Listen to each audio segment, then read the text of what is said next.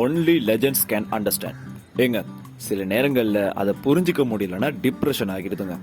ஒருவேளை என்னால் லெஜெண்ட் ஆக முடியலன்னு வருத்தப்படுறேன்னா, அட ஆமாங்க, மீம்ஸ் ஒரு விஷயத்த சோஷியல் மீடியாவில் சிங்கிள் ஃப்ரேமில் ஜஸ்ட் சிம்பிளாக ஒரு டெம்ப்ளேட்டில் தெளிவாக சொல்கிற ஒரு மீடியம். பர்சனலாக எனக்கு மீம்ஸ் பார்க்குறது ரொம்ப பிடிக்குங்க.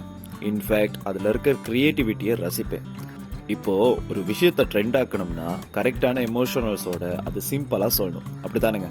ஏங்க, 2 செகண்ட்ல கான்செப்டையும் கிளியரா சொல்லி கரெக்டான ரியாக்ஷனுக்கும் நம்மளை இன்டியூஸ் பண்றதுக்கு ஒரு திறமை வேணும்ல.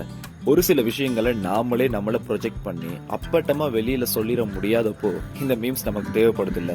சில மீம்ஸை பார்த்தா நம்மள மாதிரியும் வெளியில மனுஷங்க இருக்காங்களான்னு தோணும். அப்போ அதை அப்படியே எடுத்து ஸ்டேட்டஸ் வைப்போம். கரெக்டா? சம்பந்தமே இல்லாம போட்டோவில் ஒரு இடத்துல ரெட் கலர்ல வட்டம் போட்டிருப்பாங்க, பார்த்துருக்கீங்களா? அதுக்கு எக்கச்சக்க ஆஹா ரியாக்ஷன் வேற இருக்கும். அதை பார்த்துட்டு நாம அப்படி என்னத்தான் இருக்கும்னு யோசிச்சு தலையை பிச்சுக்கிறணும்.